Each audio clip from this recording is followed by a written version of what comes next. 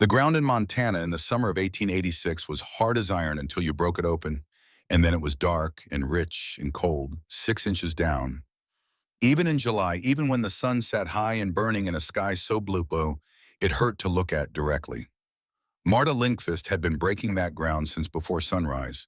She worked with a long-handled spade, driving it into the earth, with the heel of her boot turning the soil over in heavy slabs, then crouching to break the clods apart with her bare hands, because gloves slowed her down, and she had stopped caring about that particular discomfort sometime in the second week of May. She had been at it for 3 hours. Her back ached from the base of her spine to the place between her shoulder blades where tension lived permanently now. Her palms had blistered and the blisters had broken, and the raw skin beneath them had hardened into something that was almost not pain anymore. Almost. The hole was 4 feet deep and 6 feet across. By the time she was finished, it would be 8 feet deep and 12 feet across, and it would be lined with straw and sawdust and wooden planks she had salvaged from the collapsed side of the barn, and it would hold more food than most families in the Gallatin Valley would store across 3 full years. She did not think about the pain while she worked. She thought about numbers. 600 pounds. That was the figure she was working toward, the figure she recalculated every morning when she woke and every evening before sleep pulled her under. 600 pounds of food beneath the floor of her cabin, packed and sealed and waiting in the dark where the temperature never dropped below 40 degrees and never climbed above 55. Potatoes, turnips, carrots, cabbage, dried beans, smoked venison, preserved fruit, pickled vegetables, dried apple slices from old Hendrickson's orchard 3 miles up the valley. 600 pounds. 7 months. The arithmetic never left her. It was the only arithmetic that mattered anymore. Her neighbor, Agnes Pierce, whose farm sat a half-mile to the east across a creek that ran brown in spring and nearly disappeared by August, had walked over in June to stand at the edge of the garden with her arms folded across her chest and a look on her face that Marta recognized without needing to examine it closely. It was the look of a person watching something they could not decide was impressive, or simply the outward expression of a mind coming apart at its seams. Agnes was not a cruel woman. She was a practical woman who had survived 8 Montana winters by trusting in reasonable expectations and had never yet been badly wrong about that. "You're going to break yourself before winter even comes," she said, and her voice carried genuine concern beneath the judgment. Marta did not look up from the row she was turning. "Someone has to be ready." That was the entirety of her response. Agnes stood at the garden's edge for another minute, then walked back the way she had come. Marta kept digging. She had come to Montana in 1882 with her husband Eric, who was 28 years old and certain of everything in the particular way of men who have never been seriously wrong about anything important. He was a tall man, broad through the chest, with hands that could grip a plow handle for 10 hours without shaking, and a laugh that carried across a field. He had grown up in the upper Midwest in a family that had arrived from Sweden a generation earlier, and he had inherited from that crossing a strong back and a good-humored stubbornness and almost nothing of the deep bodily knowledge of scarcity that the old country had pressed into some families like a brand. He had never sat at a table where the bread was gone and the pot was empty and there was nothing left to put in front of the children. He had never felt in his bones the specific weight of a winter that had decided it would not end on schedule. He was a good man, Eric Lindqvist, a kind man, a man who worked hard and loved his wife and meant to build something lasting in this valley. But there was a category of knowledge he simply did not possess, and it was the category that mattered most. Marta had grown up differently. Her grandmother, a woman named Britta, who had come west from Minnesota as a young widow and settled finally in the hills outside Helena, carried in her body the memory of things she had lived through before the crossing, that she rarely spoke about directly, but that shaped every decision she made about food, about storage, about the relationship between the warm months and the cold ones. She had watched her own mother and 2 sisters die in a famine year when she was young, a year so bad it had permanently altered the way she understood the world's obligations to human beings, which is to say, she understood the world had none. She had survived by knowing what to store and where to store it and how much by calculating the months ahead the way a banker calculates a loan with cold precision and no room for optimism. She had passed this knowledge to her daughter, and her daughter had passed it to Marta, not as history, but as practice.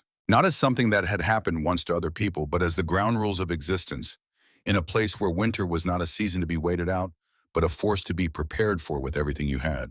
Marta had tried to explain some of this to Eric. He had listened the way he always listened, with his full attention and his serious blue eyes and the particular quality of presence that had made her fall in love with him. And then he had smiled and taken her hand and said that this was Montana, not wherever her grandmother's worst memories came from, that they had good land and strong cattle and a community of neighbors who looked out for one another, and that things were going to be fine. They were fine the first 3 years.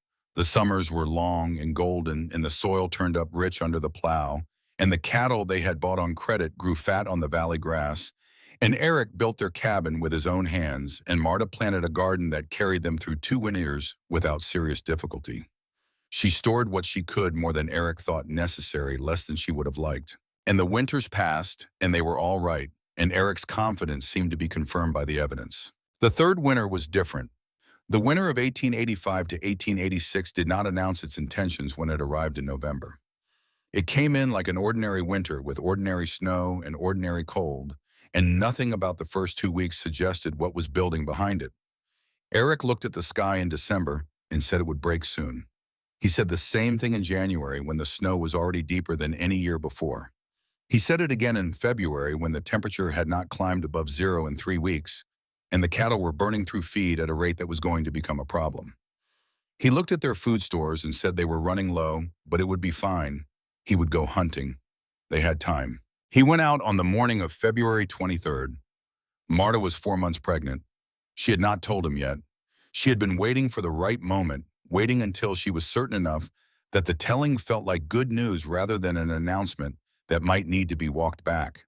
She watched him pull on his coat and his heavy boots and take his rifle from beside the door, and she said that the sky looked wrong. He kissed her forehead. He said he would be back before dark. The storm materialized 2 hours after he left. These were the storms that Montana produced without warning, out of skies that were gray, but manageable 1 hour and white, and roaring the next, dropping visibility to 10 feet, dropping the temperature another 20 degrees in the time it took to walk from the barn to the cabin door. Marta waited. She kept the fire burning and rationed what food remained and listened to the storm press against the walls with a sound like something alive and trying to get through. She could not go out. The snow was chest deep in places, and the cold was the kind that kills before the dying registers, the kind that makes a person sleepy, first then peaceful, then simply gone. She waited 3 days. On the fourth day, when the storm broke enough to see past the tree line, she went out. She found Eric 2 miles from the cabin in a shallow depression behind a stand of pine where he had tried to shelter from the wind. He was on his side with his knees drawn up and his face turned away from her. The rifle was still in his hand. He had made it 2 miles before the cold took him. She stood in the snow for a long time looking at him. She did not cry, not because she did not love him. She had loved Eric Lindqvist with everything she possessed, with the kind of love that doesn't make speeches, but simply shows up every morning and does the work alongside you, but because she was too cold and too hungry and too far from anything to spend whatever remained in her on tears. She memorized the angle of his shoulder, the way his hand still gripped the rifle as though he intended to stand up. Then she walked home. She lost the baby 3 weeks later. She did not tell anyone.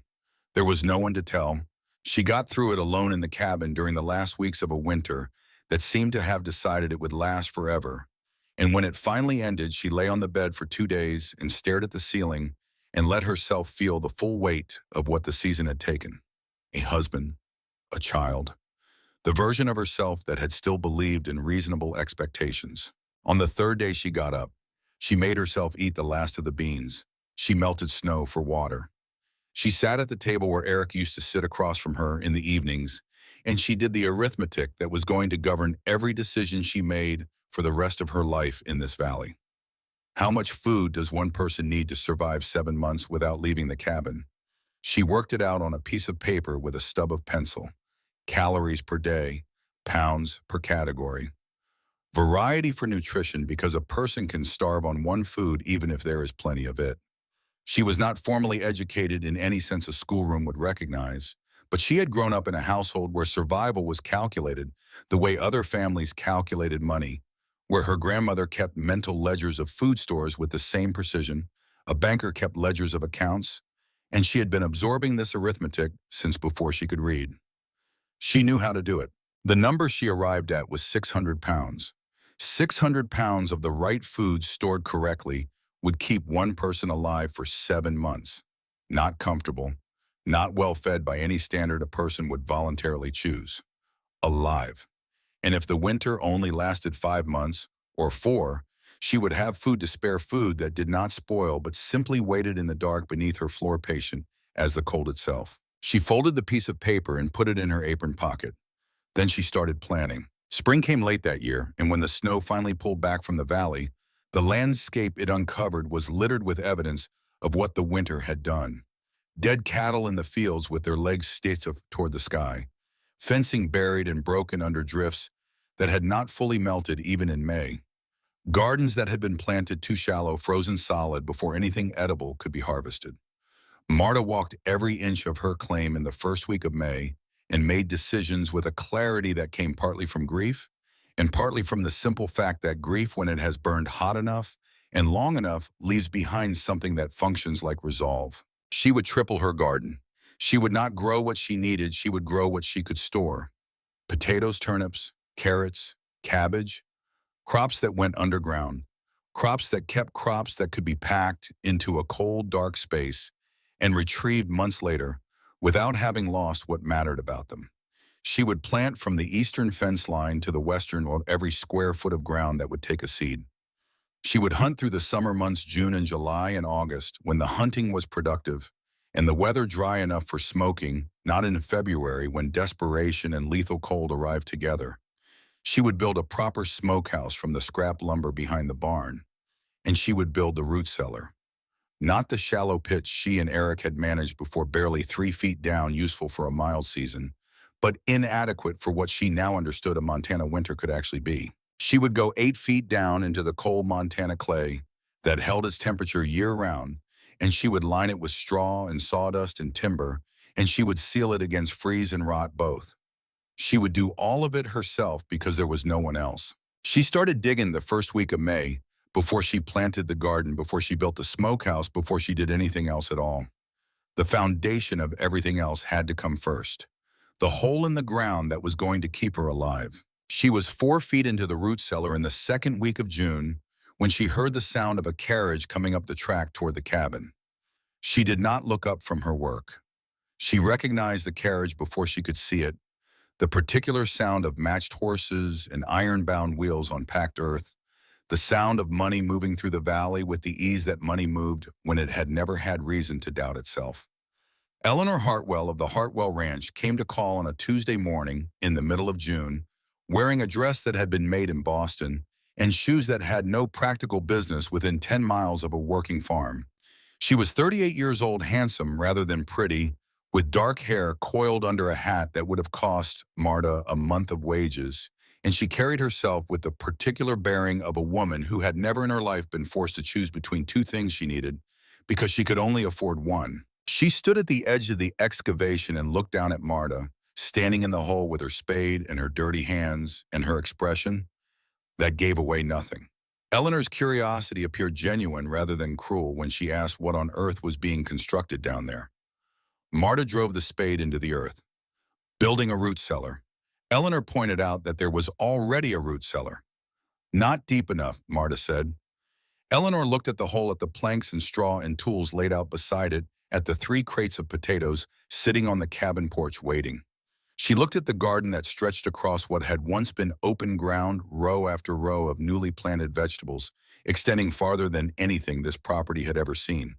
Her husband had mentioned, Eleanor said carefully, that the widow Lindqvist had been buying every potato and turnip in the valley, that she had been hunting since June, that she had plans to smoke meat all summer and store enough food down here to last through spring. Marta looked up then.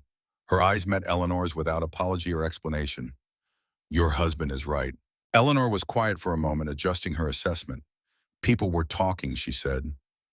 They said the widow had lost her mind with grief. They said she was hoarding food like an animal preparing for something that would never happen. Marta set down her spade and looked at the dirt on her own hands and said that her husband had gone out hunting in February, because they were running low on food and had frozen to death 2 miles from the cabin, that she had found his body 3 days after the storm broke, and that she was not going to let that happen again. Eleanor's composure shifted slightly. Something moved behind her eyes, not pity exactly, more like the first small crack in a certainty she had carried into the conversation without realizing it was something she was carrying. Then her expression reassembled itself into its familiar architecture of confidence and mild concern. Surely the answer wasn't to spend the summer burying herself alive, Eleanor said. The answer was to trust the community, to trust that civilization would provide. There were trains now, telegraphs. Her husband had 50,000 head of cattle in this valley. A person could not run out of food in Montana in 1886. Marta went back to digging. You can't eat telegraphs, and cattle freeze. I've seen it. Eleanor watched her for another moment, then adjusted her hat, a gesture that had probably served her well in drawing rooms, but looked faintly absurd against the backdrop of a half-dug root cellar in the Montana summer, and turned back toward the carriage. When spring came and the widow was sitting on a mountain of rotting vegetables, she said she hoped she would have the good sense to recognize she had been wrong. The matched horses moved easily down the track, the carriage wheels leaving two clean parallel lines in the dust of the road. Marta watched her go. Then she drove the spade into the earth and went back to work. What Marta did not know was what happened at the Hartwell Ranch that evening. Eleanor described the widow in her vegetable pit with the light tone of someone reporting an amusing eccentricity, a woman undone by grief doing something unnecessary and a little embarrassing with her sorrow. Charles Hartwell listened to this account the way he listened to everything, with the practical attention of a man who had built a 50,000 head operation from a single herd of 200 cattle and had not done it by ignoring information he didn't like. He set down his after-dinner glass. His instructions to Greer, his ranch manager, were specific: purchase 2 months of dry goods before September. Flour, beans, salt, pork. Eleanor looked at him with mild surprise. Did he think the widow was right? Charles considered the question. I think she's not wrong, he said, and it doesn't cost us anything to be careful. Eleanor returned to her needlework. Charles picked up his glass. But Charles Hartwell made one mistake, and it was the mistake that would define the winter for everyone on the Hartwell Ranch. He told Greer to handle it, and Greer, who had been managing the ranch's purchasing decisions for 6 years, who understood commodity prices and capital allocation with the confidence of a man whose track record had rarely given him reason for doubt, decided that dry goods were a poor investment of available capital compared to the price being offered for young cattle that fall. The boss probably meant to buy more beef on the hoof. Greer was experienced. He was competent in every area that had mattered in previous years. He placed the order for cattle. The dry goods were not purchased. No one told Charles. And Charles, with 50,000 head of cattle to manage, and accounts in 3 different banks, and 100,000 acres of operational decisions competing for his attention, did not check. In July, Marta shot her first deer of the season.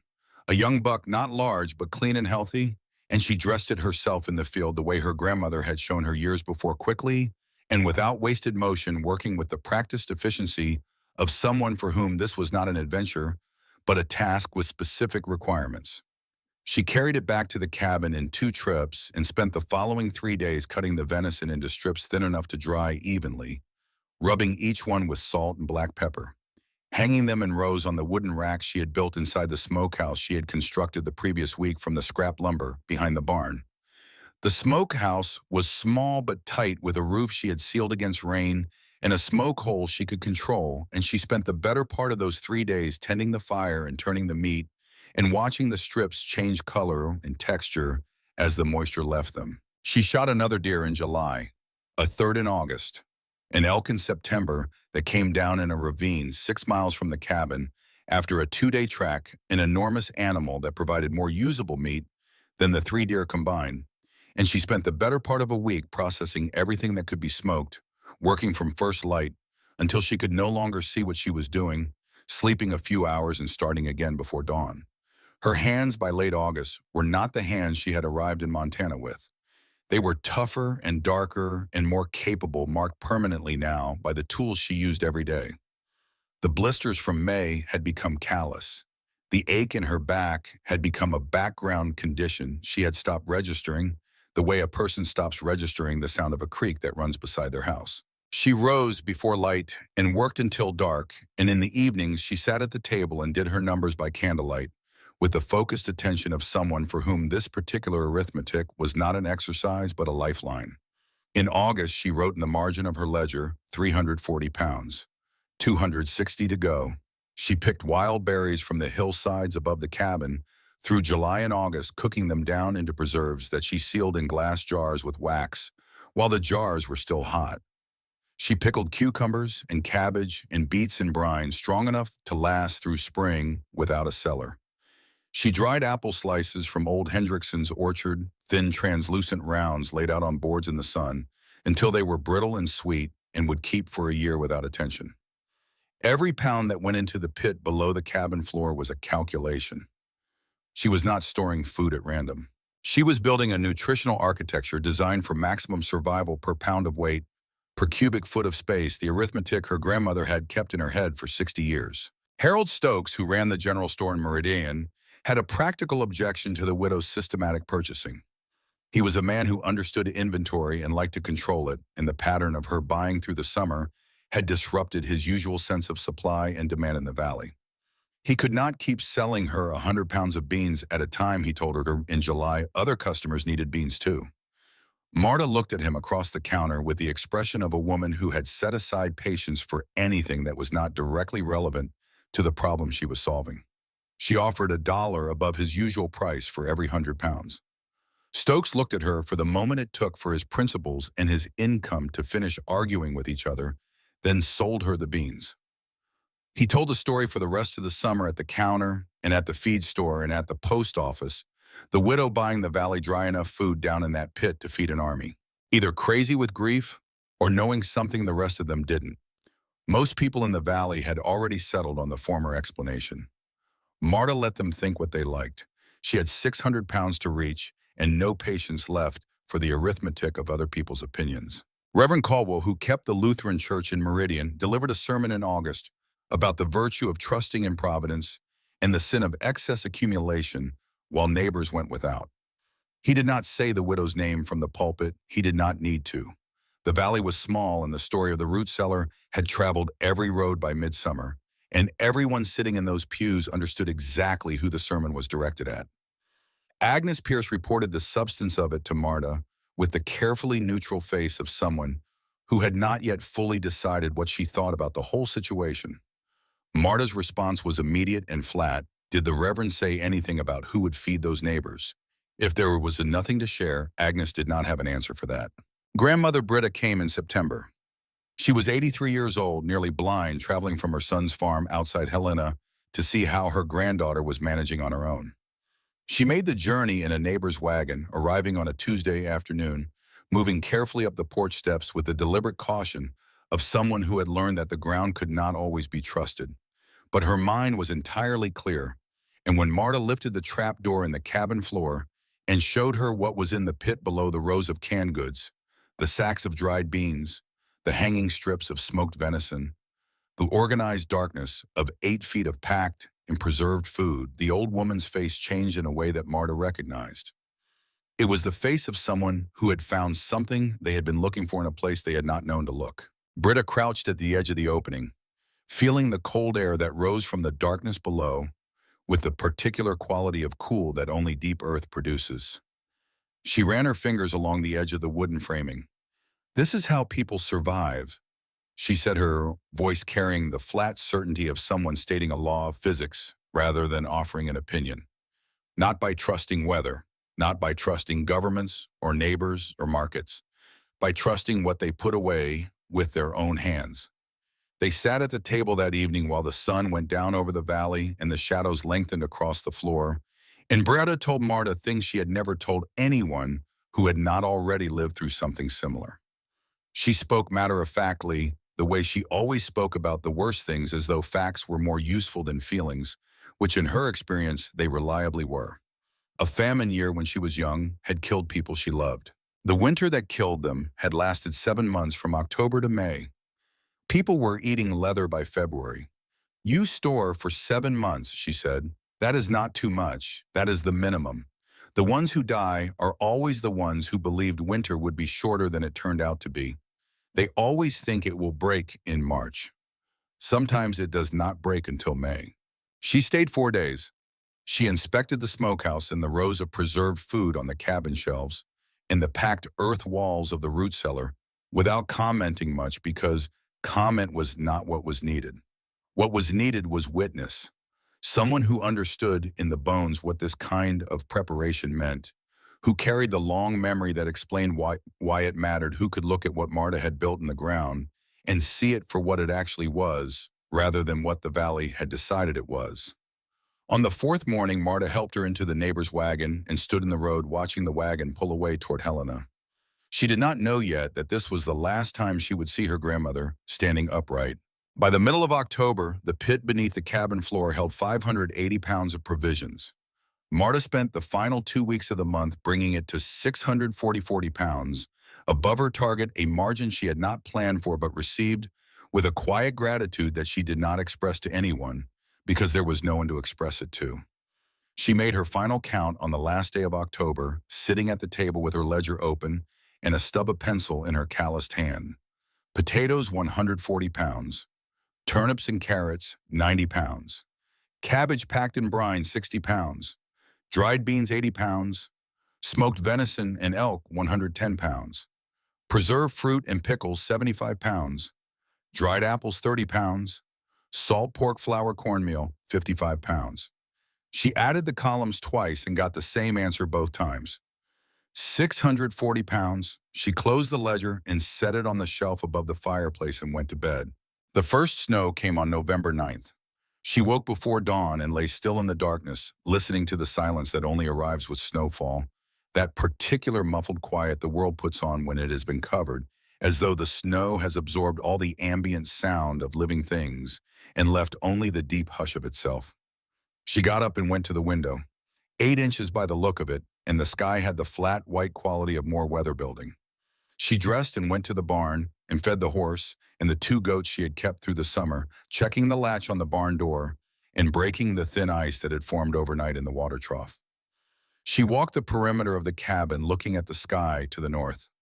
Then she went inside and stood for a moment looking at the trapdoor set into the floor behind which 640 pounds of food sat in the cold dark waiting. She did not open it.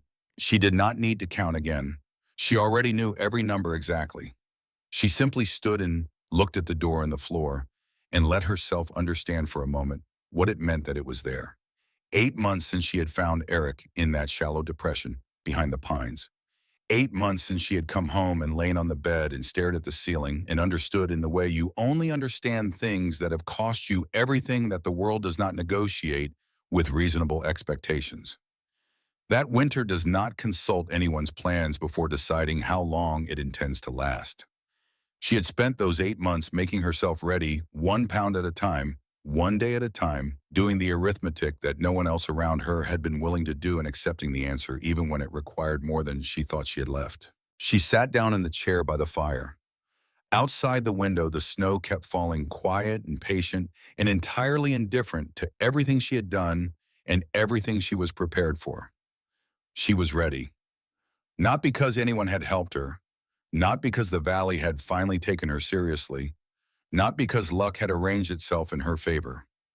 She was ready because she had made herself ready, and that was the only kind of readiness that would hold when what was coming arrived in full. The fire burned. Beneath the floor in the cold, dark pit that went 8 feet down into the Montana clay, 640 pounds of food waited with the same patience as the snow. The second snow came 4 days after the first, and it announced itself differently. It did not come quietly in the night like something apologetic. It arrived from the north in the middle of the afternoon when the sky had been gray all morning and the temperature had been dropping since before sunrise, and it brought wind with it. Real wind, not the kind that pushes against you, but the kind that moves through you, that finds every gap in a coat and every crack in a cabin wall, and reminds you with cold precision that warmth is not a given condition of existence, but something that must be continuously fought for and maintained against the cold that waits permanently just outside every structure human hands have ever built. Marta was in the barn when the pressure changed. She felt it a few minutes before the snow arrived, that particular drop in the air that animals register instinctively and that most people had learned to ignore. She finished forking hay to the horse, latched the barn door with a heavy iron bar rather than the ordinary latch, and made it back to the cabin with the first real gust hitting her sideways as she pushed through the door. She stood inside and listened to it build. By evening, the wind was driving snow horizontal past the window, and by midnight, she could hear the drifts forming against the north wall of the cabin, the soft, compacting sound of accumulating snow, the sound of winter deciding to be serious about itself. She put an extra log on the fire and went to sleep. This was the pattern she established in those first weeks of November, and she kept to it with the discipline of someone who understands that the structure of ordered daily action is itself a form of warmth, that the worst thing a person can do in a long winter is allow the hours to dissolve into shapeless waiting, rise before light, feed the animals, eat a measured breakfast from the working supplies she kept in the cabin rather than the pit, do whatever work could be done inside mending harness leather, rechinking the gaps where cold was seeping through the cabin walls, reading the 2 books she owned slowly, a few pages at a time, making each page last. Eat a measured dinner. Sleep. She was not waiting for winter to end. She was simply living inside it the way she understood how to live, which was to meet each day with whatever that day actually required, rather than whatever she wished it required instead. Outside, the Gallatin Valley was going quiet in the way valleys go quiet under serious snow. The road into Meridian, which had been passable into mid-November most years, drifted over in the first week of December and did not open again. The ranches that spread across the benchlands and river bottoms had pulled their operations inward. Crews gathered near the barns, cattle pushed toward the sheltered draws. But the cattle were already in trouble. The cold came with December in a way that was different from any December Marta had experienced in Montana, not the ordinary hard cold that demanded respect and proper clothing, but something more fundamental. Temperatures dropping to 20 below zero, and staying there, then dropping further. 25 below, 30 below. The thermometer on the porch reading numbers she checked twice because she did not want to accept them on a single reading. 38 below on the morning of December 19th. She wrote it in the margin of her ledger next to the food inventory because it seemed like a number that needed to be recorded somewhere. Then she dressed in every layer she owned and went out to the barn. The horse was alive, standing in the center of the stall with his head down, breath making thick clouds in the frozen air. The 2 goats were pressed together in the corner, sharing heat with the practical efficiency of animals that understand survival without needing to be taught it. She forked fresh hay, broke the ice on the water trough with a hammer, carried 2 pails of water from the cabin where she had been keeping a pot on the fire through the night. The walk from the barn to the cabin was 40 feet. She could feel the cold through her boot soles before she reached the door. She thought about the cattle on the benchlands above the valley. She thought about the Hartwell operation, 50,000 head, spread across 100,000 acres. No shelter that could hold numbers like that. No plan for cold that settled in and simply did not move. She thought about what happens to an animal when the temperature drops below what its body can manage, when even a thick winter coat cannot insulate against air that cold, when the ground is too hard and frozen to paw down to grass, when there is nothing to eat and nothing to burn internally, and the body begins consuming itself, trying to generate heat it cannot sustain. She allowed herself to think about it once clearly, and then she put it away. There was nothing she could do about the Hartwell cattle. She went inside and updated her ledger and ate her measured breakfast and did the next thing the day required. The sound started on the night of December 23rd. She was asleep when it began, and the first crack brought her upright in the darkness before she was fully conscious, her hand reaching for the rifle propped against the wall, her body reacting ahead of her mind. A sound like a gunshot, sharp and clean and enormous, coming from somewhere in the tree line above the cabin. Then another, then a third. She sat still in the dark, listening, her heart audible in the silence between sounds. Then she understood. The cold had penetrated into the trees, into the water, held in the wood cells, and the freezing was happening faster than the wood could accommodate. The water was turning to ice and expanding, and the trunks were splitting apart under the pressure from inside the sound, carrying through the frozen air like rifle shots in the dark. She lay back down and pulled the blanket up and listened to the trees exploding in the cold. It went on for 2 hours, then it stopped. And the silence that followed was the deepest she had ever heard, the silence of a world that had grown too cold for anything to move within it. In the morning, she counted 11 trees on the ridge above the cabin that had split.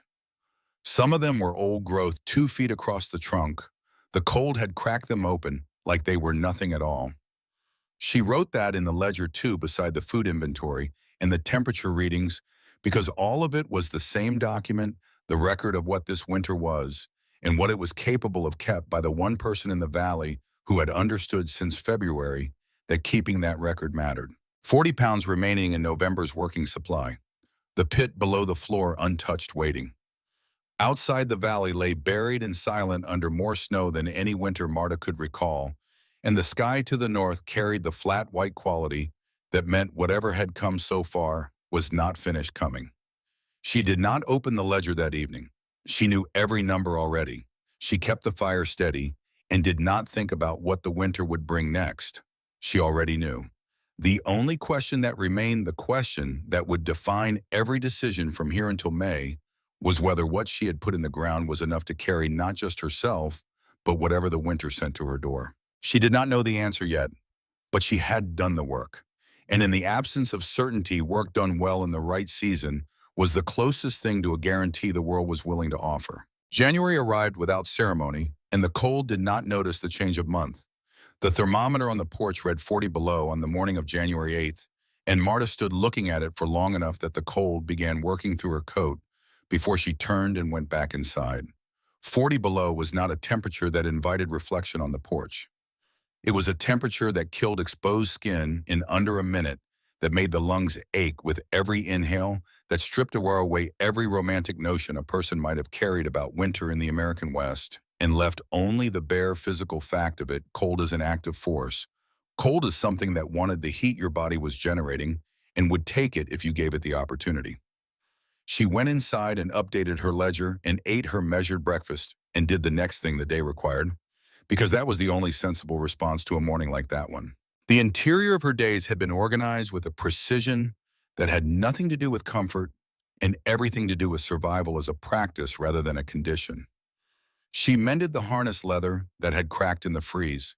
She rechinked 2 sections of the cabin wall where the cold was finding its way through gaps that had been invisible in October. She read her 2 books, slowly parceling out pages the way she parceled out food, not because she was saving them exactly, but because attention paid to small things was itself a form of discipline. And discipline in a long winter kept the mind from dissolving into the shapeless anxiety of waiting. Marta did not check the sky more than twice, once when she went to the barn at first light, once when she came back. Whatever it showed, she had already accounted for it in her planning. The valley reports reached her in fragments carried by the occasional traveler who made it through the drifted roads to her doormen, who arrived asking for directions or shelter, or both, their faces carrying the specific look of people who had seen something they were still in the process of making sense of. A ranch hand from the Henderson place showed up on a Thursday in late December with ice matted into his beard and that particular stillness in his eyes that Marta had learned to read, not shock exactly, but the expression of a man who has watched a large-scale catastrophe unfold slowly enough that he understood each step of it and was still unable to stop any part of it. He told her about the cattle on the benchlands above the river. They were dying, he said. Hundreds of them. Thousands. Standing in the open because there was nowhere to go, the draws that should have provided shelter were packed full with snow drifted to the tops of the banks, useless. The cattle were freezing where they stood. Some of them locked up at the legs and went down and did not get up again. The ones that survived the first night were dying the following day from starvation because there was nothing to eat and hadn't been for weeks, the grass buried under 6 feet of snow, the ground beneath it concrete hard. He said it in the flat voice of a man who had worked cattle his whole adult life and knew precisely what he was watching and could not do a single thing about any of it. Marta asked how many head. He shook his head slowly. He didn't know. A lot. More every morning than the morning before. She gave him a cup of hot coffee from the pot on the stove and half a pound of smoked venison wrapped in cloth for the road and pointed him south toward the better traveled track. He thanked her without meeting her eyes and went back out into the cold. She stood at the window and watched him go until he disappeared around the bend in the track, then stood there a moment longer looking at the white emptiness where he had been. 50,000 head of cattle. The number Eleanor Hartwell had said in June, like a declaration, like evidence that the Gallatin Valley had moved beyond the reach of the kind of catastrophe that happened to other people in other places and other times. 50,000 head of cattle on 100,000 acres, and the cold was taking them the way it took everything that had not prepared adequately for what it could do when it decided to do it in full. Marta turned from the window and went back to her ledger and wrote the date and the temperature in the margin. Then she updated the food inventory. 487 pounds remaining. She was on schedule. Slightly better than schedule because she had been disciplined about her own portions in a way that cost her something daily, but that the numbers rewarded. She ran the projections every few weeks, checking her progress against the calendar, the way a navigator checks a ship's position against a chart. If winter ended in March, she would have enough left over to share meaningfully with 3 families. If it ended in April, she could share with 1. If it ran to May, the way her grandmother had told her a winter could run, when it decided to, she would have enough to keep herself alive, barely, with nothing to spare for anyone else. She looked at the sky every morning when she went to the barn. The sky was not interested in her projections. The first family came at the end of January. The Hoopers, whose farm sat 4 miles north along the valley road, arrived on a Thursday afternoon with all 6 of their children packed into the wagon bed under every blanket they owned. And the fact that they had made that journey 4 miles of drifted track in January, cold, a loaded wagon over roads that were barely passable, told Marta everything she needed to know about the state of their pantry before Samuel Hooper knocked. He knocked with the careful knock of a man who has spent a long time deciding to do something and is still not entirely reconciled to having decided it.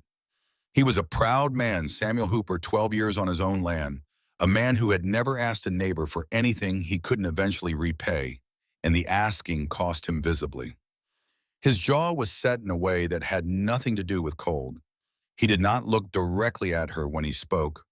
"We're running low. The children are hungry." Marta opened the door wider and said to come in.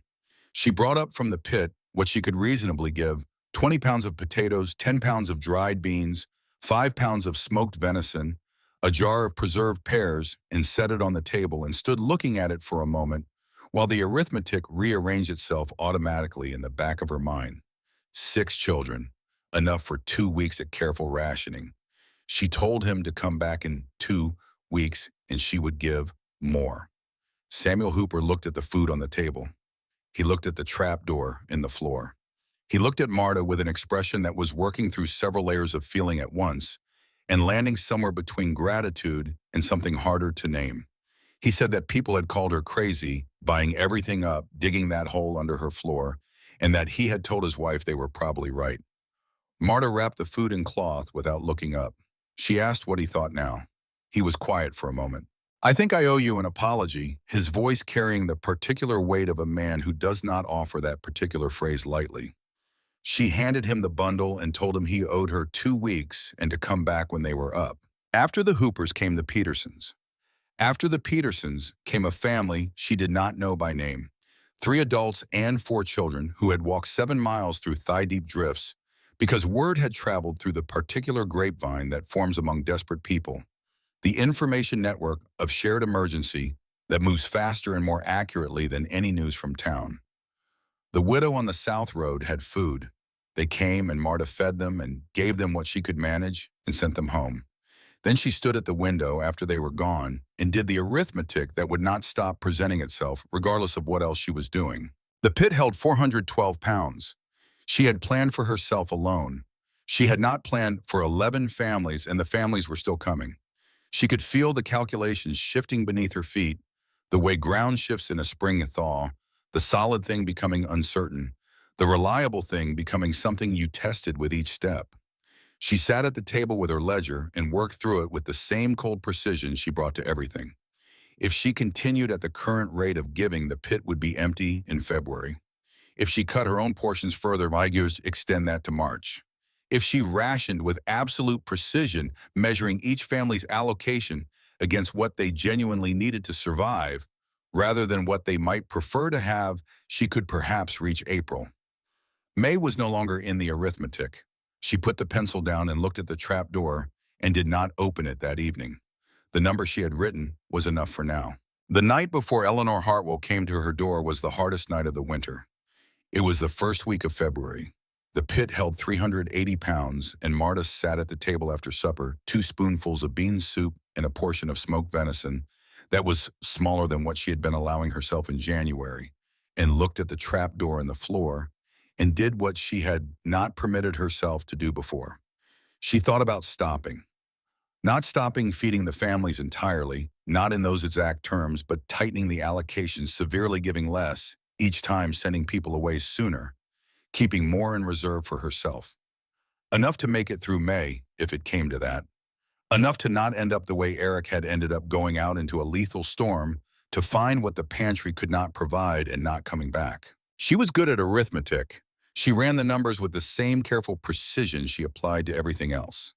If she stopped all giving entirely beginning tonight, she had enough food to sustain herself until the end of May, with a small margin remaining. She would be thin, genuinely thin, in the way that changes a person's face and slows their thinking, but she would be alive.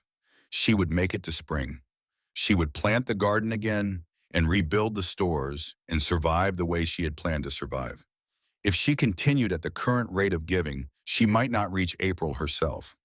She sat with both of those numbers for a long time, holding them side by side in her mind, the way you hold two things you cannot reconcile.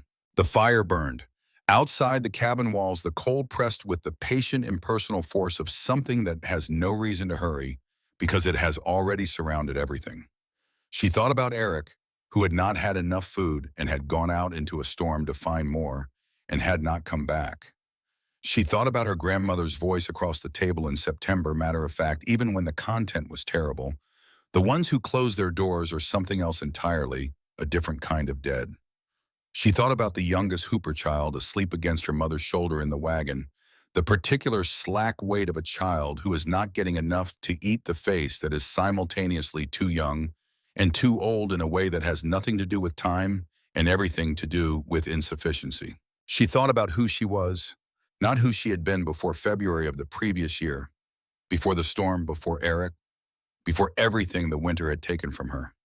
Who she was now after 8 months of digging and smoking and salting and calculating after the summer that the entire valley had called insane, after the root cellar in the smokehouse and the 640 pounds assembled by nothing but her own daily labor. What had all of it been for if not for exactly this?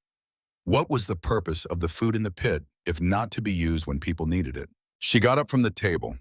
She lifted the trap door and climbed down into the pit and stood in the cold dark with the smell of earth and root vegetables and smoked meat all around her, the smell of preparation of work done correctly in the right season. She ran her hand along the rows of stored food, counting by touch in the darkness. 380 pounds. She climbed back up. She would give until she could not give any more. She would ration herself below what was comfortable. She would trust that spring would arrive before the pit was empty. She could not guarantee that. But she knew who she was, and she knew what the food was for, and closing the trap door against hungry children was something she was not capable of doing, and still remaining the person she understood herself to be. She kept the fire burning and went to bed. Eleanor Hartwell came on the morning of February 11th. She did not come in the carriage.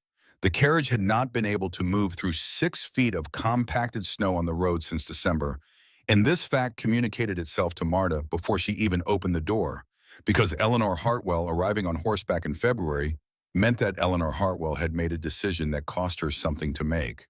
The woman who dismounted at the porch was wearing a wool scarf in place of the Boston hat, a practical coat that had clearly been chosen for warmth rather than appearance, and her face when she unwound the scarf was thinner than it had been in June.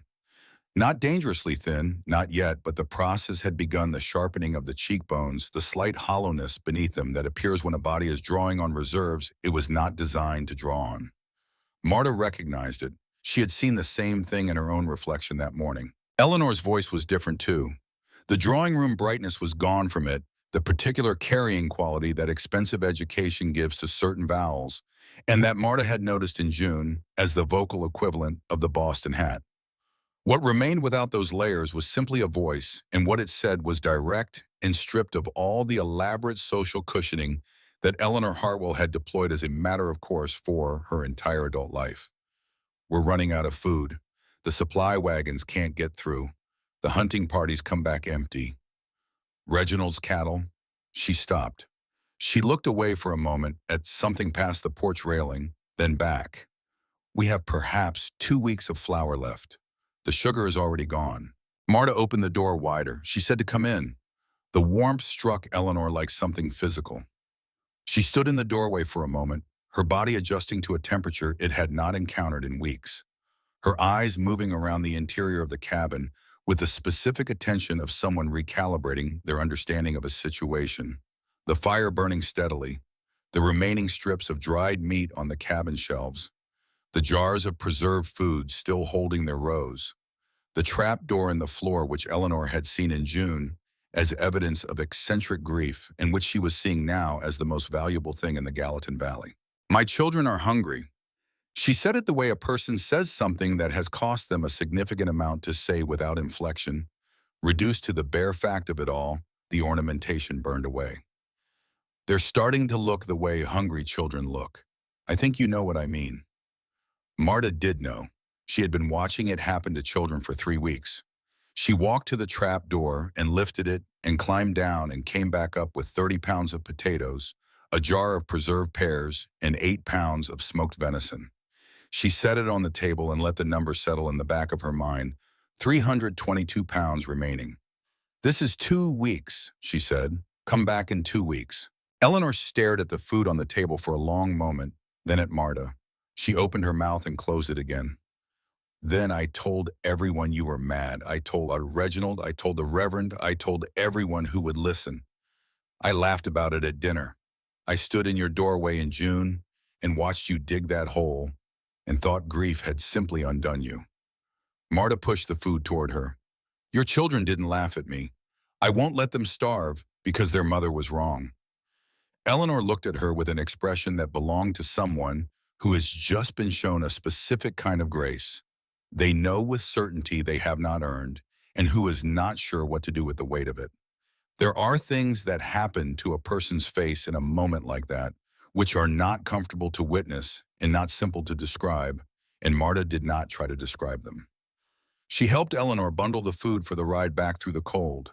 What had been happening at the Hartwell Ranch since December was a story that Marta would learn in pieces over the following weeks, assembled from fragments Eleanor offered on subsequent visits, the way a person offers difficult information slowly in the order they can manage, rather than the order that would make the most sense to a listener. Charles Hartwell had sat down with his ranch manager Greer in early January to understand the full scope of what the winter had done to the operation. The cattle losses had been climbing since December, each week's accounting, worse than the last, the numbers passing in the point where they represented losses and entering the territory of something else entirely. Not a setback to a business, but the erasure of everything the business had been. In that meeting, Charles discovered that the order he had given in October, 2 months of dry goods flour beans, salt pork. The simple precaution of a man who had heard the widow's logic and recognized it without admiring it had never been filled. Greer had redirected the capital into cattle purchases, reasoning with the confident practicality of a man whose experience had always been validated by outcomes that he had probably meant cattle when he said provisions. Charles had looked at Greer across the desk in his office for a very long time without speaking. Then he said to get out. He sat alone after Greer left the accounting spread before him on the desk and confronted the simplest and most unsparing fact of his situation he had known. That was the part he could not move past. He had heard the story of the widow and her root cellar, and unlike everyone else in the valley who had dismissed it as grief dressed up as practicality, he had recognized the logic immediately. He had given the correct order. He had simply not seen it done himself, had handed it to someone else, had assumed that the act of giving an instruction was functionally equivalent to the act of ensuring the instruction was carried out. The widow had done every pound of the work herself with her own hands, checking her own numbers, trusting nothing she had not personally verified. He had owned 50,000 cattle and 100,000 acres in accounts in 3 banks, and he had not checked whether a single order had been filled. The distance between those two approaches to the same problem was the distance between 322 pounds in a root cellar and an empty pantry in February. He sat with that for 6 weeks through January and into the beginning of February, while the cattle numbers continued their daily decline and the flour in the kitchen moved toward the last sack, and Eleanor managed the household on what remained with a quiet competence that he had not known she possessed because there had never before been a situation that required her to demonstrate it. On the morning of March 4th, Charles Hartwell wrote 2 letters, one to his banker in Helena, one to Eleanor. The letter to Eleanor said that he had known the widow was right, that he had given the order, and had not followed through himself, that he had built everything on what he owned and nothing on what he knew, and that he was sorry he had not been the man he should have been. He left both letters on the desk. He did not come to supper that evening. The reports from the valley continued arriving at Marta's door through February, each one a piece of a larger picture she was assembling from fragments. A woman from the Peterson farm who came in early February with her 2 younger children and an expression of controlled desperation, the particular face of someone who has been holding themselves together through will for long enough that the will is becoming expensive. Marta gave her 15 pounds of beans and 10 pounds of potatoes and a jar of pickled beets, and told her to come back in 10 days rather than 2 weeks because the Peterson children were younger and the calculation was different for younger children. A man she had never seen before, a farmhand from somewhere north of Meridian, who knocked on a Wednesday evening and said he hadn't eaten in 2 days and could she spare anything at all. She gave him a bowl of bean soup from the pot on the stove and a half-pound of dried venison and pointed him toward the road south where the drifts were less severe. Each transaction reduced the number in the pit and increased the tally of faces she was carrying in her mind, not as an act of sentiment, but as a kind of accounting, because the faces corresponded to needs that had specific nutritional requirements and would return at specific intervals and needed to be planned for with the same precision she applied to everything else. She had not planned to feed 11 families. She had planned to feed herself. The arithmetic of this discrepancy was a problem she solved daily by making herself eat less than her body wanted and giving the difference to whoever came to the door, and by maintaining the discipline of this practice even on the days, and there were days when it was not easy. The cold in February was different from the cold in January. January had been openly violent, dramatic in the way that Montana blizzards could be dramatic, with temperatures that announced their extremity and storms that were impossible to ignore. February's cold was quieter and in some ways more dangerous, a sustained, windless freeze that settled over the valley like something that had decided to stay indefinitely, temperatures holding at 15 and 20 below, without the punctuation of storms, without anything to mark the passage of days except the measurements she recorded in the margin of her ledger, and the steady subtraction of the food in the pit. She was eating 2 small meals a day now. A cup of bean soup in the morning, thick enough to have some substance, but measured to the half cup.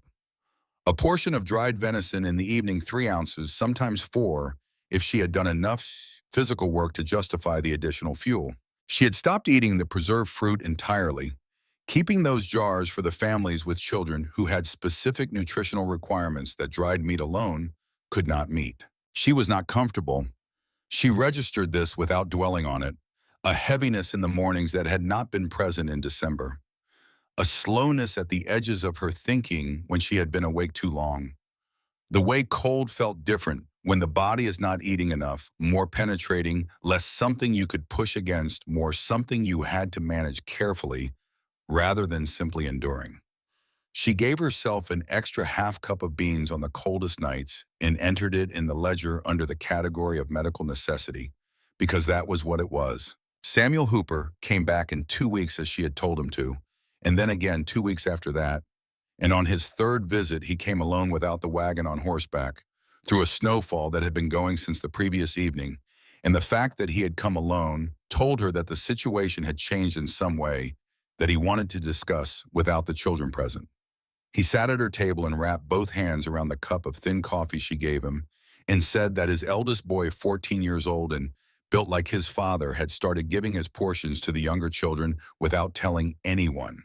He had discovered it only because the boy had been too weak one morning to carry the full water bucket from the well.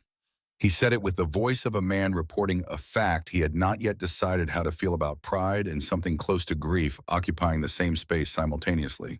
Marta looked at him across the table and said that the boy understood something most adults took longer to learn, and that she was going to give him an extra 5 pounds today, specifically for the boy, and that the boy should know it was for him. Hooper looked at his coffee cup. He said that he didn't know how to repay what she was doing. She told him there was nothing to repay. She told him to go home and tell his son that what he had done mattered and to come back in 10 days. February's cold did not break in March. The calendar changed and the thermometer did not consult it. Snow continued to fall, not always with the violence of the January storms, but steadily with the persistence of something that had decided on a course of action and was not going to be deflected from it by the preferences of the people living underneath it. 2 inches on a Tuesday, 6 inches overnight on a Thursday. A week of flat gray skies that produced nothing visible but deposited a thin layer of new snow every day through accumulation so gradual it was hard to measure, and then a weekend that produced 2 feet in 36 hours. The valley had gone through several distinct phases of quiet over the winter, the shocked quiet of December, when people still believed conditions would normalize. The grim quiet of January when people began understanding they had been wrong, and now in March. The quiet of people who had stopped expecting anything at all and were simply enduring the way animals endure one day at a time without projection. Marta had 190 pounds in the pit. She knew this figure the way she knew her own heartbeat, not by consulting the ledger, but through continuous awareness, a running calculation that never fully left the back of her mind, regardless of what else she was doing. She had started with 640. She had given away more than 450 pounds across 11 families since January, rationing each distribution with the careful precision of someone who understood that the difference between giving enough and giving too much was a number with real consequences on both ends of it. She was eating 1 meal a day now. Not by decision, exactly by the arithmetic that would not stop calculating itself regardless of what she wanted, the arithmetic that presented its results every morning whether she asked for them or not. The Henderson family came on the first Thursday of March. 8 of them, Jacob and Clara Henderson, 6 children ranging from 14 years down to a boy who had not yet reached 2. Marta had seen them twice before in January and February. She knew the children by name, now knew which of the older ones were steady and which needed more careful handling. In a difficult moment, knew that Jacob Henderson had lost partial feeling in 2 fingers to frostbite. In December, that had not fully recovered, knew that Clara Henderson was a woman who systematically underreported her own needs to such a consistent degree that you had to double whatever she said she required in order to arrive at the actual number. She brought them inside and put the pot on for coffee, thin coffee because the supply was running low but hot, and watched the children arrange themselves in the warm space the way cold children always arrange themselves. The older ones finding walls and corners. The younger ones gravitating toward the fire with the instinctive navigation of things that are drawn toward heat. The youngest, the boy who had just learned to walk, came toward Marta with the uncalculated directness of a child under 2 who has not yet learned that strangers require a certain careful approach. He grabbed the hem of her apron with both fists and looked up at her. His face was thin, not the natural thinness of a small child, but the acquired thinness of insufficient food, the cheeks slightly hollowed, the eyes slightly large in proportion, the particular look that Marta had been seeing on children's faces since January, and that she recognized from everything her grandmother had ever told her about what hunger looked like when it had been at work long enough. She looked at him for a long moment. He had light hair and dark eyes, and he looked at her with the complete, uncomplicated attention that very young children give to things that interest them without self-consciousness, without strategy. She thought about the child she had lost in February of the previous year. The child she had told no one about, not even Eric, before he went out into the storm. The child who had been 4 months along when the winter finally broke her in ways she had not expected, and who had not survived the combination of grief and cold and the insufficient food of those final weeks. She had not let herself think about what that child might have become. She looked at this boy holding her apron with both fists, and she reached down and picked him up, which surprised him enough that he made a small scene of protest before settling against her shoulder with the boneless trust of the very young. She held him for a moment, just long enough for the weight of him to register against her collarbone. Then she handed him back to Clara Henderson and walked to the trap door and climbed down into the pit. She stayed down there longer than the task required. She stood in the cold dark with the smell of earth and preservation around her, and ran the numbers one more time with the specific detachment that the dark made easier. 190 pounds. 8 people for 2 weeks required at minimum 40 pounds. She had 10 families in rotation. The math had not been in her favor for 3 weeks, and she had been doing it anyway. She climbed back up. She gave the Hendersons 45 pounds, 5 more than the strict calculation permitted, and wrapped the smoked venison in the good cloth that would keep out moisture on the 4-mile ride home. She tucked a jar of preserved pears into the bundle without entering it in the ledger. Clara Henderson saw her do it and said quietly while Jacob was loading the wagon and the older children were helping that she was giving them more than she should. Marta tied the bundle closed. "He's not yet 2, she said. "He needs it more than the ledger does." Eleanor returned to the cabin in the middle of March, riding the 4 miles from the Hartwell property through cold that had finally relented slightly up to 10 below, which felt almost mild against the scale of what had come before. She sat at the table and said what she had come to say plainly, without any of the social architecture that had once given her speech its particular shape. Charles was gone. He had died the previous week. He had chosen it. Marta was quiet for a moment. Then she said that he had not been a stupid man. Eleanor looked at the fire. "No," her voice carrying something that was past grief and into a kind of exhausted acceptance. "That was what made it worse. He understood at the end exactly what he had done wrong. He told me in his letter that he gave the order to prepare and didn't follow through himself. He delegated." She said the word as though it tasted of something she could not name but did not want in her mouth. "To a man whose interests were not the same as ours." Marta said nothing to that. She poured coffee and set a cup in front of Eleanor and sat across from her, and they sat in silence for a while. 2 women on opposite sides of a winter that had made a particular kind of equality between them. The equality of people who have both been stripped down to what they actually are by something that did not care what they had been before. Outside, the snow fell softer now than in January. A March snow rather than a January snow, but still falling, still adding to the weight that already covered everything. The pit beneath the floor held 240 pounds. Marta looked at the trap door and thought about the families still coming, the portions still shrinking the spring that was somewhere on the other side of the calendar and had not yet seen fit to show itself. She thought about her grandmother's voice in September, steady and factual, across the table. "Sometimes it does not break until May." She got up and kept the fire going. March settled over the valley with the specific quality of a month that has made a decision and is not going to be argued out of it. The snow did not stop. It fell with a patience that was almost philosophical. 2 inches here, 6 inches there, a week of nothing, and then a weekend of everything, as though the winter understood that the people below it had stopped fighting it and were simply waiting and had decided in response to demonstrate that patience was not a virtue exclusive to human beings. Marta had 190 pounds in the pit, and she did the arithmetic every morning and kept going. The families kept coming. She kept giving. The spring was somewhere. The arithmetic said she might not reach it with anything left over. She did the arithmetic anyway because the alternative to doing it was not doing it, and not doing it was not something she knew how to choose. She was frightened. She acknowledged this to herself in the evenings by the fire in the specific privacy of a woman alone with her own mind at the end of a day that had required everything she had. Not the sharp fear of immediate danger, but the slower fear of someone who can see the numbers clearly and understands what they add up to if one particular variable, the variable called spring, does not arrive before a different variable called the remaining food in the pit reaches 0. She did not dwell on it. She ate her single daily meal and checked the door against the wind and went to sleep. The morning would come and the arithmetic would be there waiting, and she would do it again because that was who she was and this was the winter she was in, and there was no version of herself that stopped before she had to.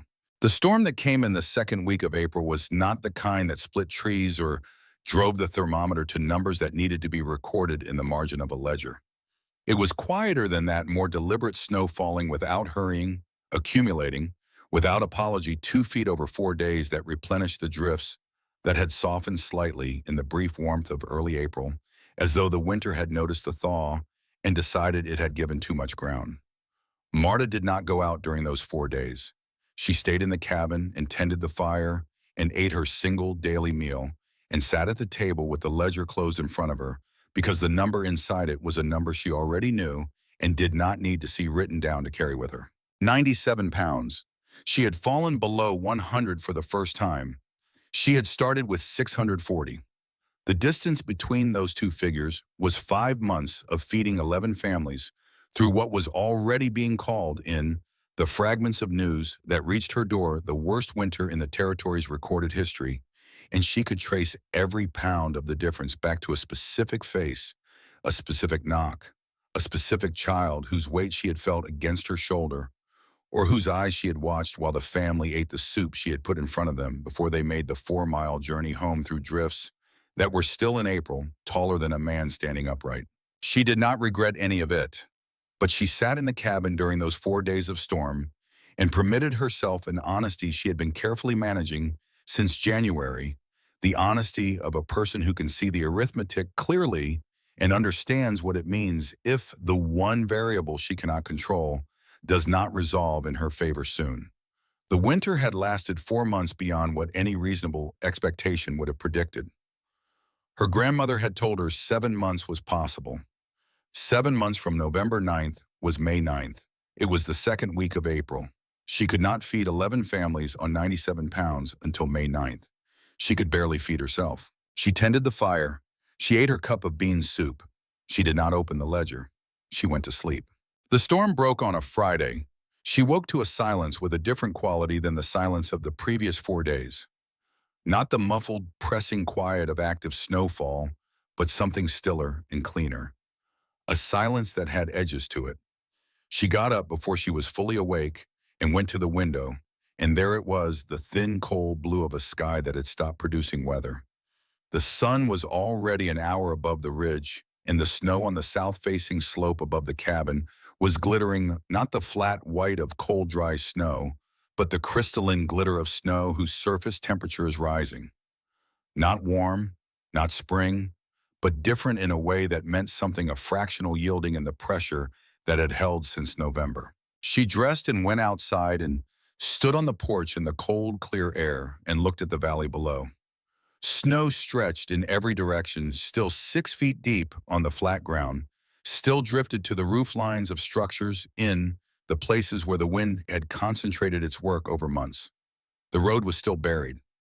The garden she had planted in another lifetime was still entirely invisible beneath it. But the air had changed in a way she could feel against her face. Not warmth exactly, but the first withdrawal of the killing cold, the way a hand pulling back from a wound is not healing, but is the beginning of the conditions in which healing becomes possible. She went back inside and opened the ledger.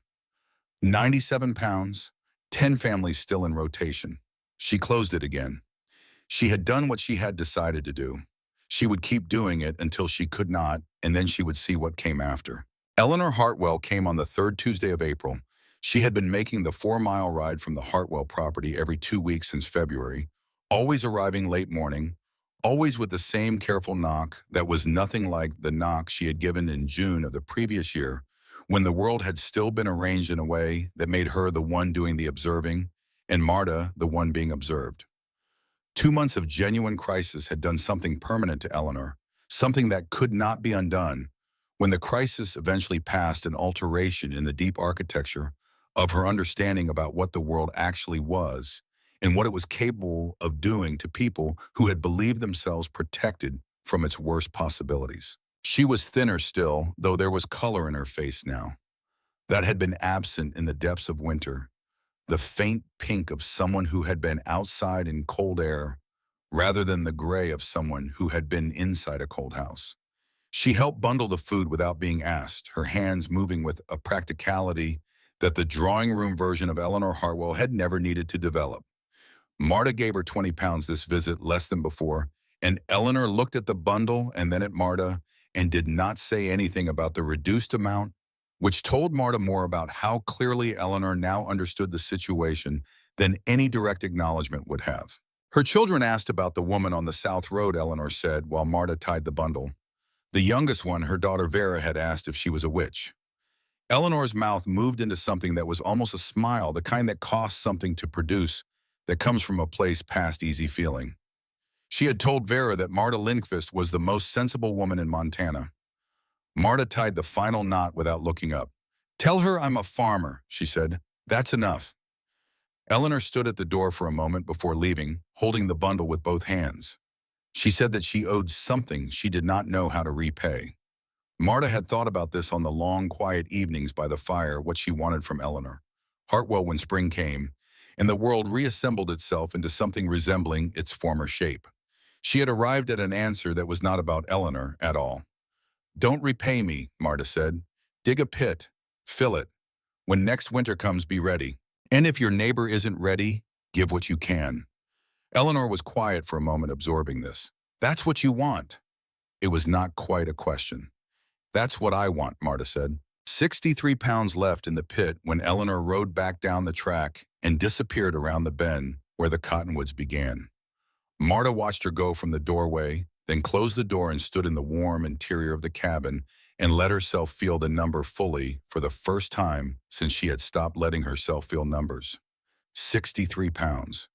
She and 10 families in whatever remained of April and the first days of May. She was eating one meal a day and had been for 3 weeks, and her clothing hung on her in a way that her body did not recognize as its own, and her thinking had the particular clarity that insufficient food sometimes produces: a sharpness, a reduction of everything to its essential character, the unnecessary falling away, because there was no longer anything to spare for it. She did not complain about this. There was no one to complain to, and complaint had never been the language she used to process difficulty. She maintained her rounds. She measured each allocation against the minimum survival requirement of the specific people receiving it, not against what they would have preferred or what would have made them comfortable. She was a field surgeon working through the last of her supplies, making decisions that were not generous in the way generosity is usually understood, but were precise in the way that precision at a certain point of constraint becomes its own kind of love. The third week of April brought a single day above freezing, barely 40 degrees, the sun making a genuine effort on the south-facing slope, the eaves dripping for several hours in the afternoon. Marta stood on the porch and turned her face toward it and let herself feel the warmth without immediately calculating it against what still needed to happen. It lasted one afternoon. The following morning, the temperature dropped back to 12 below. She went inside and made her soup and did not record the temperature in the ledger, because she had decided that what the ledger contained now was enough, and she did not need to add to it. 48 pounds. She updated the number on a Saturday in the fourth week of April, after the Hooper children came with their father for what she had told Samuel would likely be the last visit before things began to change, she hoped. He had looked at her when she said it with the expression of a man deciding whether hope was something he could afford, and she had looked back at him with the expression of a woman who had decided the same thing and arrived at yes, not because the evidence was conclusive, but because the alternative to it was a posture she was not willing to adopt. She gave the Hoopers what she could, 12 pounds less than any previous visit, and Samuel Hooper took it without comment, which told her that he understood the arithmetic of the situation as well as she did by now. The Gunderson family, she had finally learned their name in March, when Thomas Gunderson had come to the door and introduced himself properly before stating his need, a small formal gesture in the middle of a desperate situation that had struck her as both touching and entirely in character for a man she had since identified as someone who maintained the courtesies regardless of what was happening around him, came in the last week of April with their 4 children and a look on Thomas Gunderson's face that was different from the look he had worn on previous visits. Something had shifted in it. The emergency was still present, but underneath the emergency was something that was either the beginning of resolution or the beginning of a man who had decided to be ready for resolution when it came. He sat at her table and drank his thin coffee and said that he had been thinking about what he was going to plant when the ground opened. Not what he usually planted, what he could store. He wanted to know what she knew about root vegetables that held their density through a long winter, which varieties lost less to rot, and which ones broke down after 3 months, regardless of how well you packed them.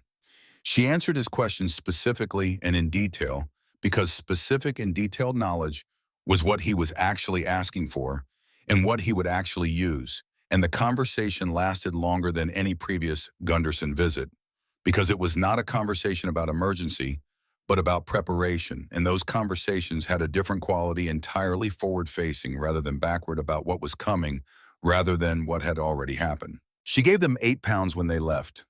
Thomas Gunderson nodded once, a small, precise acknowledgement, and helped his children into the wagon and drove back up the road without looking back. She stood at the window and watched them go and thought that this was the thing she had not planned for and could not have planned for: the effective demonstration, the way people change. Not when you argue with them or explain yourself to them or shame them for what they did not do, but when they watch you survive the thing that destroyed everyone around you and their bodies understand before their minds can articulate it, that the approach that saved you is an approach worth learning. She had not set out to teach anyone anything. She had set out to survive. But surviving done visibly, done in the open, done with the pit available to whoever came to the door, through the worst winter the valley had seen, it had communicated something that no argument could have communicated. Because arguments live in the mind, and this had lived in the stomach, in the specific sensation of hunger, retreating when you ate food that a prepared woman had stored in the cold dark beneath her floor. May 3rd arrived on a morning she had not permitted herself to anticipate too specifically, because anticipation of a thing you cannot control is a form of expenditure you cannot afford when your resources are already thin. She woke to sound, not the dripping from the eaves that had come and gone in the brief warm spell of early April. Something sustained and genuine. The continuous sound of moving water, which meant something fundamental had shifted during the night. Something in the relationship between the cold and the land that the cold had been winning since November and was now at last beginning to lose. She lay still for a moment and listened to it, making certain she was hearing what she believed she was hearing. Then she got up and went to the door and opened it, and the air that came in was cold, but not lethally cold, the cold of an early May morning in a place that had not yet decided to be warm, but had relinquished its commitment to being fatal. The sky to the east held the pale gold of a clear sunrise, clean and unobstructed, without the flat gray weight of storm weather. And the snow was moving. Not the dramatic sudden melting of a hard thaw, nothing that fast or that conclusive. But at the edges of the drifts, the surface had softened overnight, and on the south-facing slope above the cabin, the top layer had gone crystalline and wet rather than hard and dry, and in the low places at the far edge of the field, where drainage had always collected, there was a thin glitter of running water finding its way downhill through whatever channels the thaw had opened. 7 months, November 9th to May 3rd. She counted it in her head the way she had been counting it since December, checking the number against the figure her grandmother had given her in September. Not as a certainty, but as a fact of history, a thing that had happened once and could therefore happen anywhere. That winter came with sufficient conviction. It had happened here. She stood on the porch and looked at the beginning of the end of it and let herself feel the full weight of the fact that she was still standing on the porch to see it. The snow was still deep. The road was still buried. It would be weeks before anything could be planted, before the mud season that followed a melt of this scale gave way to workable ground. But it was May.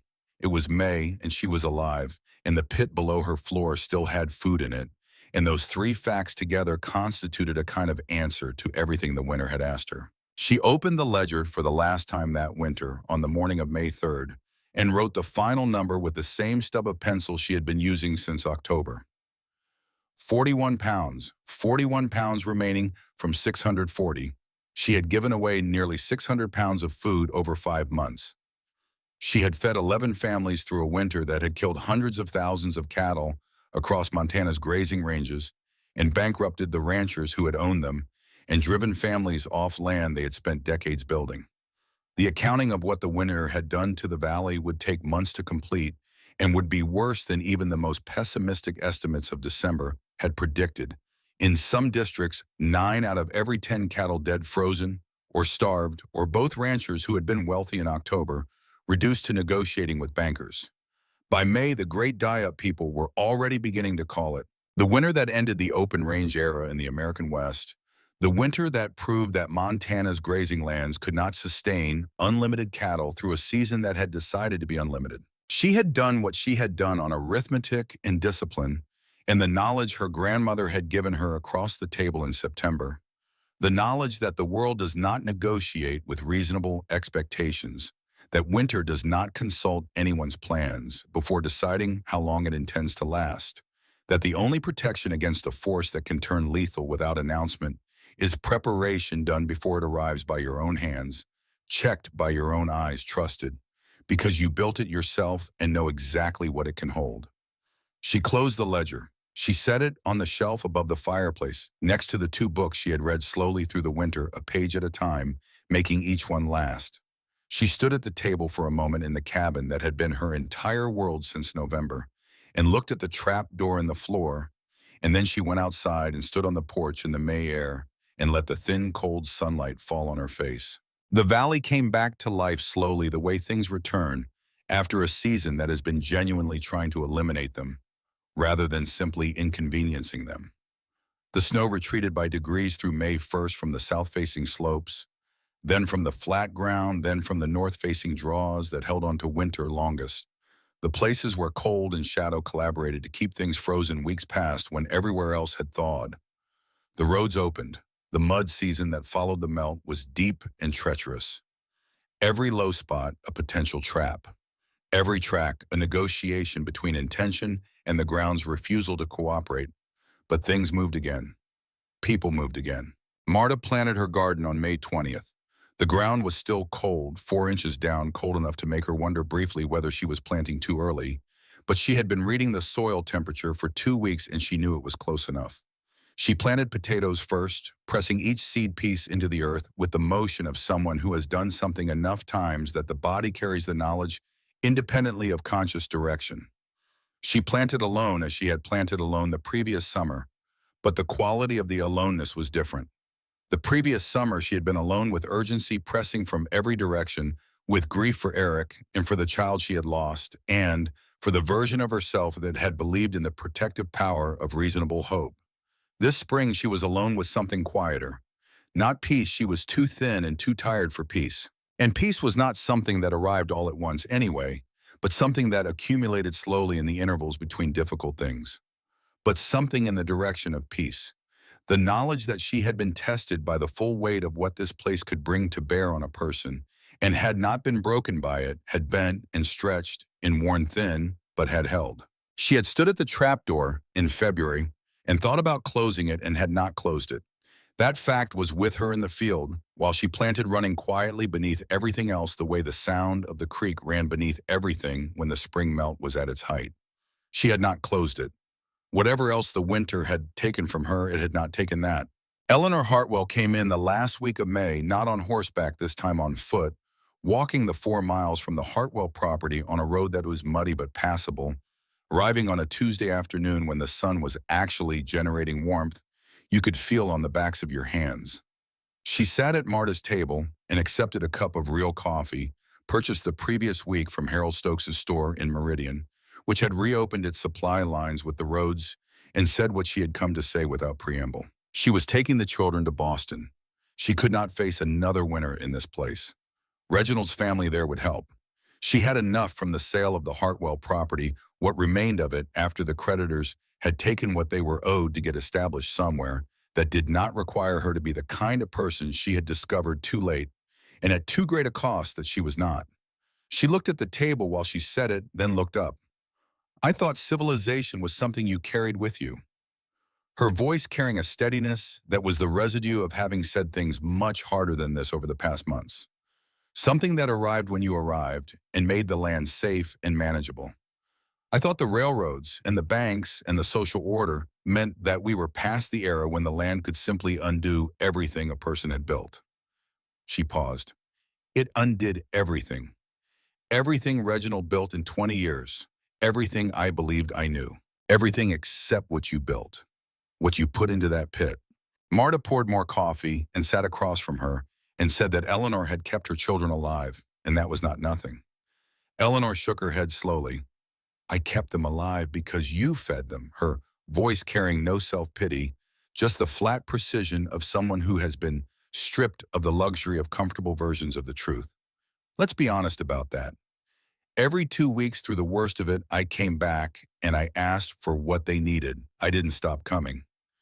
Marta looked at her steadily. Some people are too proud for that. You were not. Eleanor absorbed this without flinching. It was not absolution, and both of them knew it, but it was accurate, and accuracy was what Eleanor Hartwell had learned to value above comfort in the months since November. She asked what Marta would do, whether she would stay. Marta looked out the window at the garden she had planted 3 days before the rows of disturbed earth that held nothing visible yet, but that she knew were already beginning the invisible work that seeds do in warm soil and adequate moisture, the work that precedes everything else and makes everything else possible. I'll stay, she said. I'll plant. I'll build the stores back. Eleanor nodded. Next year, you'll be ready again. Marta looked at her. Next year and the year after, and every year until my hands stop being useful for digging. Eleanor finished her coffee and stood and looked around the cabin one final time, the rafters, the shelves, the trap door in the floor. I'll tell my children about you when they're old enough to understand it, she said. I'll tell them there was a woman in Montana who knew something everyone around her refused to know, and who fed 11 families because she had done the work that everyone else refused to do. She paused at the door. I told everyone you were out of your mind. I want to say clearly before I go that I was wrong. You were the only sane person in this valley. Marta walked her to the door and stood on the porch and watched her start back down the muddy track toward the road. Eleanor Hartwell walked steadily with the mud of Montana on her practical boots, and she did not look back.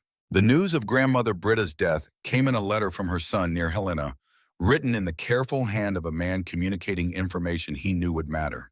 She had died in July in her sleep at 84 years old.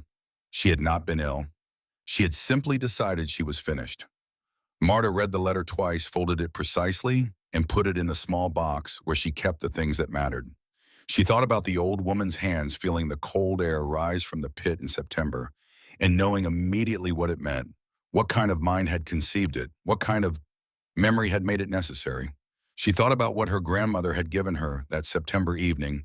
Not just information, not just confirmation, not just the weight of historical witness, but something simpler and more durable than any of those things, the experience of being seen by someone who understood completely what she was doing and why it mattered.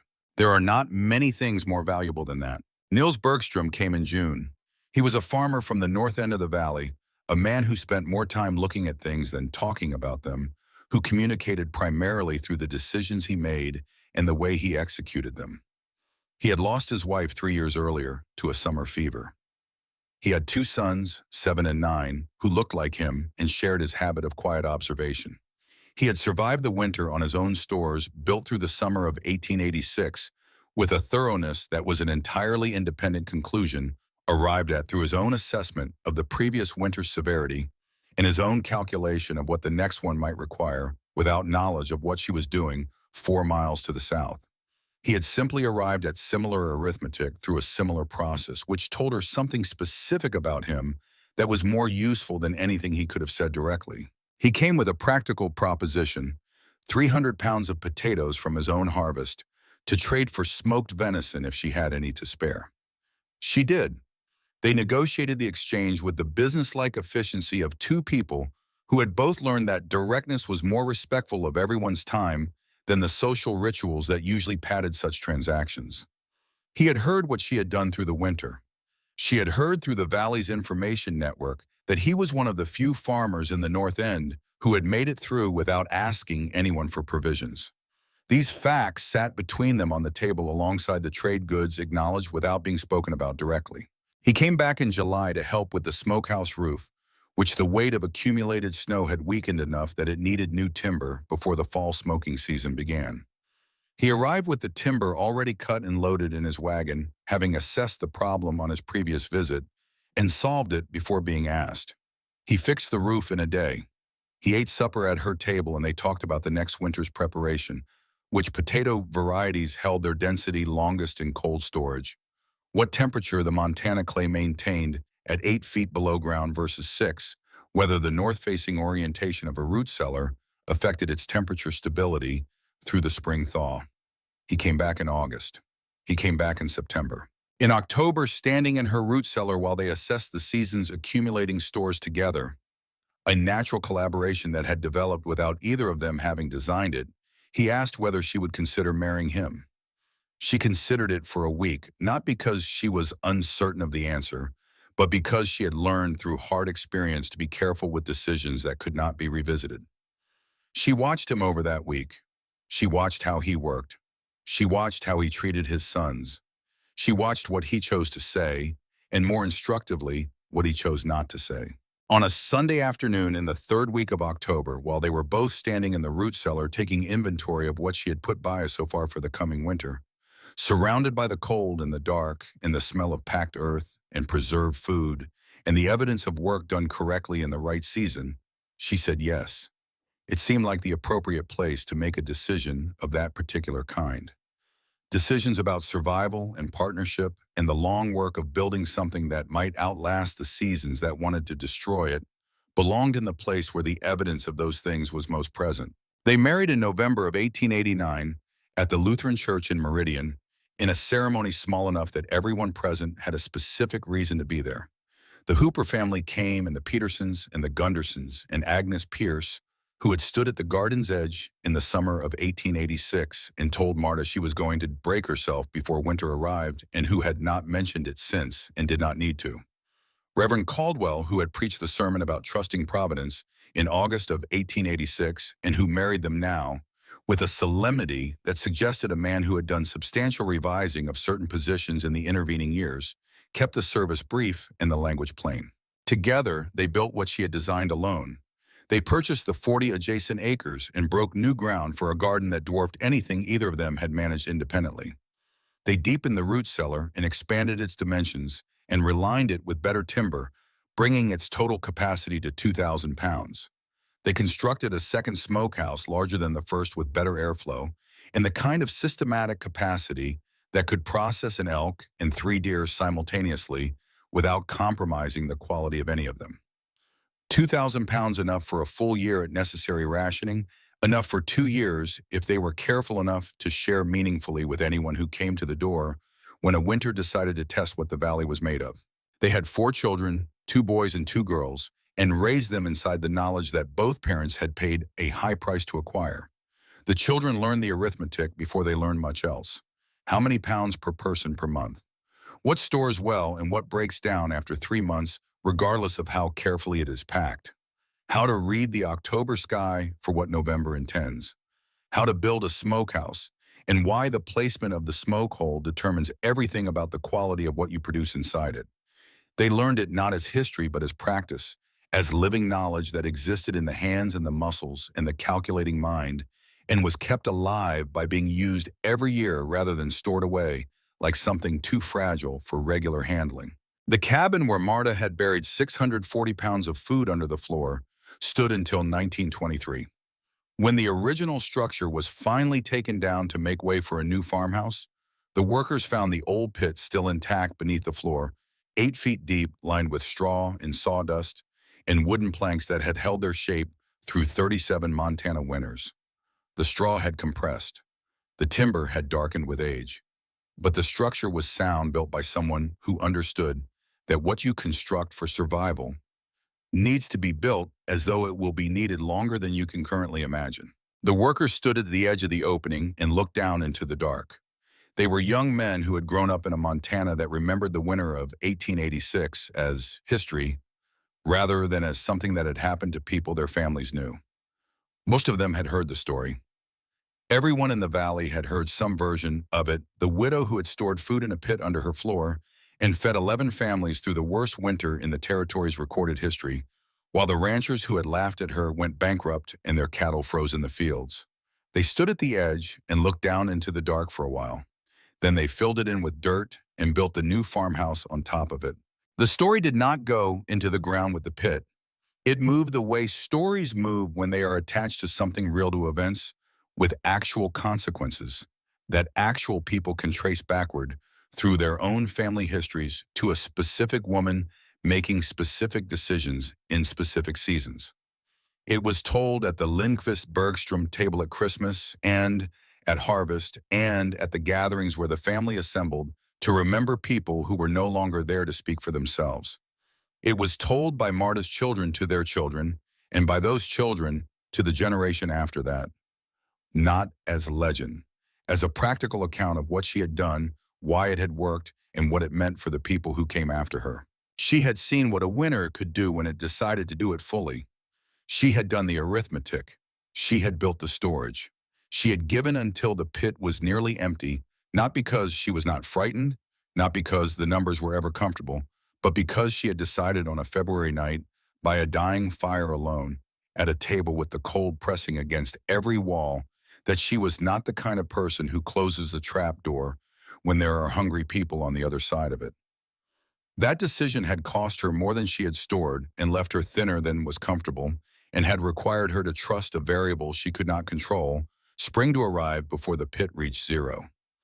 It had arrived. It had arrived with 37 days of May still remaining and 41 pounds of food still waiting in the dark. Not much. Enough. The ones who survived were not the luckiest. This was what her children said when they told the story, and what their children said after them, and what passed into the understanding of everyone who had reason to trace their own survival back to a winter that had tested the entire valley and found most of it unprepared. The ones who survived were the most prepared. And the preparation was not something you began when the cold arrived. It was something you did in June, when the days were long and the soil was warm and the summer stretched out in every direction, and everyone around you was telling you that you were working too hard, that civilization would provide, that the infrastructure of modern life had made this kind of preparation unnecessary, that nothing that bad could happen here. You did it in June. You did it with your own hands, checking your own numbers, trusting nothing you had not personally built and personally verified. You did it while the sun was still warm on your back and the earth turned dark and rich under the spade, and the sky above you was the uncomplicated blue of a season that had not yet shown you what it was capable of becoming, because it would become something. Every summer ended. Every warm season gave way to its opposite, and what you put into the ground in the months when putting things away was possible was precisely and only what would sustain you in the months when it was not. That was the lesson, not a comfort and not a philosophy and not something you could argue a person into believing from the outside.